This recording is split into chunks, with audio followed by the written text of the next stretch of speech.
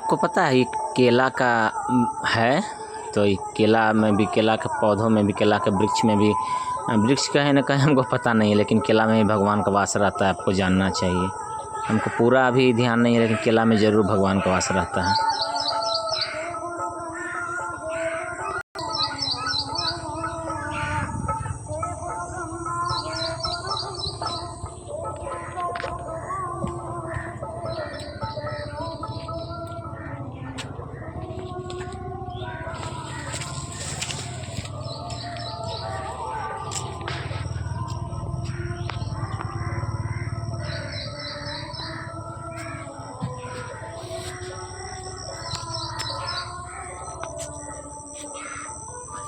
ये अपना थाना है कैरो का, अपना थाना है, अपना भारत का थाना है, तो क्या चीज़ का डर शक है। घूमना चाहिए।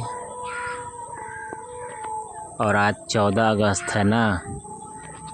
किसी दिन मुझे पूरा याद है, पिछले पूर्व जन्मों में बहुत सारा जन्माष्टमी 14 अगस्त को ही पढ़ा है। आप इतिहास पलट के देख लीजिए, बहुत सारा जन्माष्टमी 14 अगस्त को ही पढ़ा है। आप देख लीजिए इतिहास पलट करके, कैलेंडर देख लीजिए, बहुत सारा जन्माष्टमी 14 अगस्त को पढ़ा है। बहुत सारा जन्माष्टमी 15 अगस्त को ही पढ़ा है। पढ़ा होगा 15 अगस्त वाला कन्फर्म नहीं है, लेकिन 14 अगस्त को बहुत बार जन्माष्टमी पढ़ चुका है ऑलरेडी।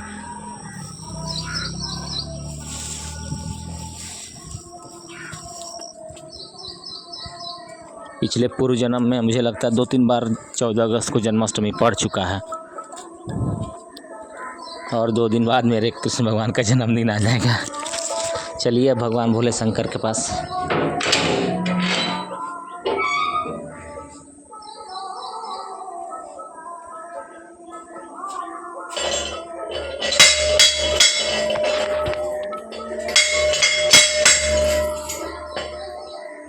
ये थाना मंदिर है भगवान शिव शंकर का, भगवान भोलेनाथ का, कैलाशपति का, नीलकंठ का। और जब भी चातुर्मास होता है तो अपने कैलाशपति ही, नीलकंठ ही पूरे तीनों लोग का व्यवस्था देखते हैं। कभी चातुर्मास ही चल रहा है तो पता है चातुर्मास कब तक रहता है। मेरे ख्याल से वो कार्तिक का जो देवोत्थान एकादशी शायद ना, हाँ कार्तिक मास का देवोत्थान एकादशी शायद, हाँ चातुर्मास कार्तिक मास तक रहता है। अभी एग्जैक्ट डेट हम नहीं बता पा रहे हैं। देवोत्थान एकादशी होता है या कुछ भी होता है, वो कार्तिक मास तक चातुर्मास चलता है। उसके बाद फिर से भगवान अपना व्यवस्था संभालते हैं।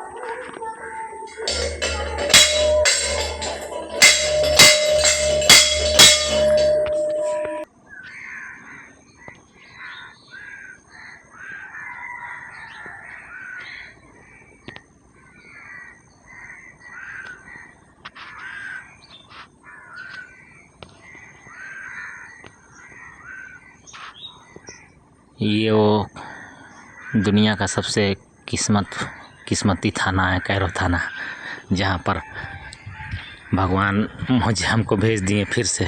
उत्का कैरो का ये थाना है, ठीक है।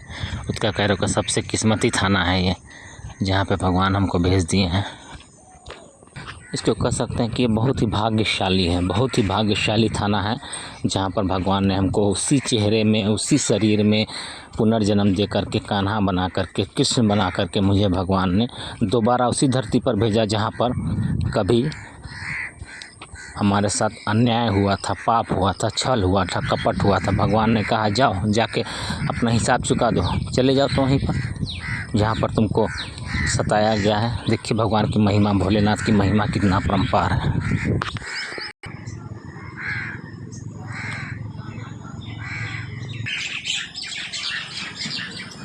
आपको पता है, आप नहीं जानते होंगे क्योंकि आप मेरे साथ रहते नहीं हैं, इसीलिए आप सब।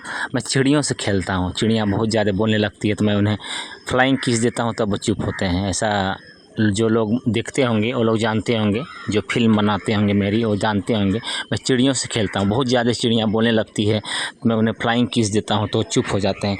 और ऐसे भी मैं किसी भी चिड़िया को फ्लाइंग किस दे करके चुप कर सकता हूँ। मेरा देखिए अभी भी चिड़िया बोल रही थी और जैसे ही मैंने ये वीडियो आरंभ किया वो चुपचाप हो गए। इस तरह से वाक़या पिछले 2 महीने में अनेकों बार मेरे साथ हो चुका है। बीते 2 महीने में अनेकों बार मेरे साथ हो चुका है कि मैं चिड़ियों से खेलता हूँ, मैं सूर्य से खेलता हूँ, मैं चंद्र से खेलता हूँ, मैं ग्रह नक्षत्रों से खेलता हूँ।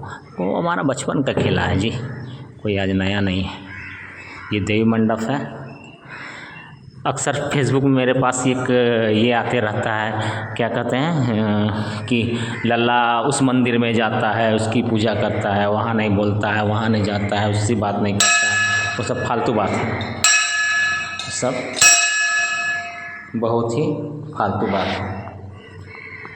देवी मंडप में हम आकर के मत्था टेकते हैं माता रानी जगत जननी के चौखट पे। इसका मतलब पूरे संसार के भगवान का पूजा हो गया ना जी, कि हर चौखट हर दहलीज में लल्ला जाते रहेगा, ऐसा नहीं होता है। देवी मंडप में आ गया इसका मतलब है कि पूरे संसार के भगवान को पूजा हो गया। मान के चलिए भगवान कृष्ण की आप पूजा करिएगा तो शिव शंकर नाराज़ हो जाएंगे, भोलेनाथ नाराज़ हो जाएंगे, हाँ, या गुस्साएंगे, ऐसा कुछ नहीं है। एक की पूजा हो गई तो पूरे संसार की पूजा हो जाती है। आप भगवान कैलाशपति का आप पूजा करिएगा तो कृष्ण भगवान नाराज़ थोड़ी होंगे, वो भी ठीक है। माता रानी की पूजा कीजिएगा तो भी ठीक है। किसी एक की पूजा कीजिएगा तो सबकी पूजा हो जाती है, सबकी अर्चना हो जाती है। ये सृष्टि का नियम है जी, समझे? ये सृष्टि का नियम है, किसी एक के पूजा करने से पूरे संसार की पूजा हो जाती है। देखिए भगवान श्री रामचंद्र जी भी थे तो वो भी भगवान शंकर का पूजा करते थे, भोलेनाथ का। भगवान शंकर थे वो भी राम की पूजा करते थे। भगवान कृष्ण थे वो भी शंकर की पूजा करते थे। भगवान शंकर जो थे कैलाशपति जो थे नीलकंठ थे वो भी भगवान कृष्ण की पूजा करते थे। सारी शक्तियाँ अपने अपने अनुसार एक दूसरे की पूजा करते हैं, आराधना करते हैं, इसमें कौन सी बुराई है? अब आप कहिएगा कि फलाना दिवस को तुम फलाना व्यक्ति को तुमने फलाना ग्रह को तुमने लाइक नहीं किया, तुमने पसंद नहीं किया, भागो यहाँ से।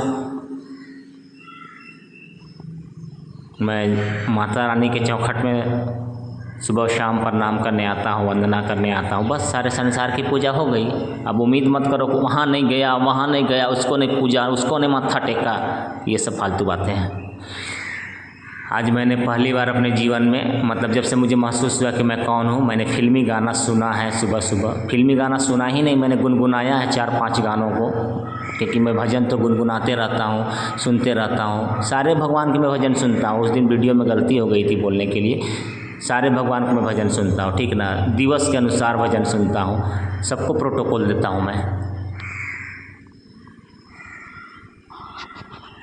आज बहुत बड़ा दिन है क्योंकि बीते हमने देखा था पुराने जीवन में, नारायण के जीवन में, कि जन्माष्टमी 14 अगस्त को कई बार पड़ चुका है। मैंने बचपन में देखा है पिछले जीवन में, इसीलिए आज जन्माष्टमी आज भी है। मेरे लिए तो हर दिन जन्माष्टमी है जी, हर पल हर घड़ी जन्माष्टमी है, हर पल हर घड़ी जन्माष्टमी ही है। आइए आपको एक बहुत ही बेहतरीन चीज़ दिखाते हैं। ये देख रहे हैं, ये तुलसी का पौधा है। तुलसी से भी बहुत गहरा संबंध है हम लोग का, ठीक ना। तुलसी के पत्ते अगर आप डेली 10, 15, 20, 25, 30 पत्ते खाएंगे ना तो कभी आपको रोग नहीं होगा, आप निरोगी रहेंगे। इसलिए तुलसी का पत्ता चबाना चाहिए। थोड़ा कड़क लगता है, कड़वी होती है तुलसी, बट हर कड़वी चीज़ अच्छी ही होती है, उसको ग्रहण करना ही चाहिए। ये तुलसी का पत्ता है, ये तुलसी है, देखिए तुलसी पिंडा कहते हैं ना इसको अपने पुराने भाषा के अनुसार। यहाँ भी तुलसी है, तो जहाँ तुलसी होगी वहाँ पर वातावरण शुद्ध होता है, एकदम बहुत गजब वातावरण होता है। हम तो कहते हैं कि तुलसी पौधा जगह जगह लात ना लगे, वहाँ जहाँ अपमान ना हो, ऐसी जगह में तुलसी पौधा लगाना चाहिए। तुलसी पौधा रहने से पूरे वातावरण में वहाँ कभी कोई देखिए टी कर रहा है, भी चुप हो जाएगा। वो देखिए चुप भी हो गया। वो देखिए बैठा हुआ था, वो वहाँ पे बैठा हुआ है। जैसे हमने बोला चुप हो जाएगा, देखिए चुप हो गया। वो फिर शुरू होगा। वो देखिए, आप देखिएगा चुप कैसे होता है ना। वो देखिए, इधर देखिए, तो ये प्रकृति है, प्रकृति मेरी है, मेरे आत्मा में वास करती है। प्रकृति में स्वयं देवियों का वास रहता है, सरना माता का वास रहता है प्रकृति में, वन दुर्गा का वास रहता है प्रकृति में। इसीलिए प्रकृति से कभी भी छेड़छाड़ नहीं करना चाहिए। प्रकृति को जितना आप दुलार कीजिएगा, प्रकृति उतना आपके साथ अच्छा व्यवहार करेगी। प्रकृति से कभी छेड़छाड़ नहीं करना चाहिए, कभी पेड़ पौधों को नुकसान नहीं पहुंचाना चाहिए, फूल फुलवारी को फालतू नहीं तोड़ना चाहिए, जितना काम लगे उतना ही तोड़ना चाहिए। क्या फ़ायदा नुकसान करने से? प्रकृति सुरक्षित रहेगी तभी तो आप सुरक्षित रहिएगा ना। प्रकृति से छेड़छाड़ कीजिएगा तो आप सुरक्षित थोड़ी रह पाइएगा। इसलिए प्रकृति की रक्षा करना, सरना माता का रक्षा करना सबको चाहिए, सबको।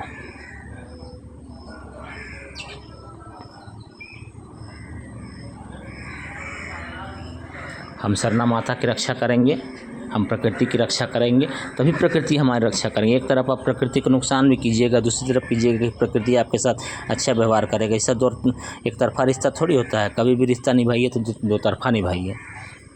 प्रकृति को पूरा से पूरा सम्मान कीजिए, नेचर का सम्मान कीजिए। पेड़ पौधे, जंगल झाड़, नदी झरना, पानी, सबको बचाना चाहिए। पानी नहीं बचाइएगा तो क्या बचाइएगा बताइए? पानी की बर्बादी आप लोग करते रहते हैं, ठीक ना। पानी की एकदम बर्बादी मत कीजिए। जल है तो कल है कहा जाता है ना, आप ही लोग तो कहते हैं, हम थोड़ी कहते हैं। उस कल को बचाइए, पानी को बचाइए। आज मैंने देवी मंडप का परिक्रमा भी कर लीजिए। अब हम चलते हैं, क्योंकि हमको पता है आप लोग लंबा वीडियो देखना पसंद नहीं करते हैं। माता रानी को माथा टेकेंगे और चलेंगे, ठीक ना। ठीक है भारत, मिलते हैं।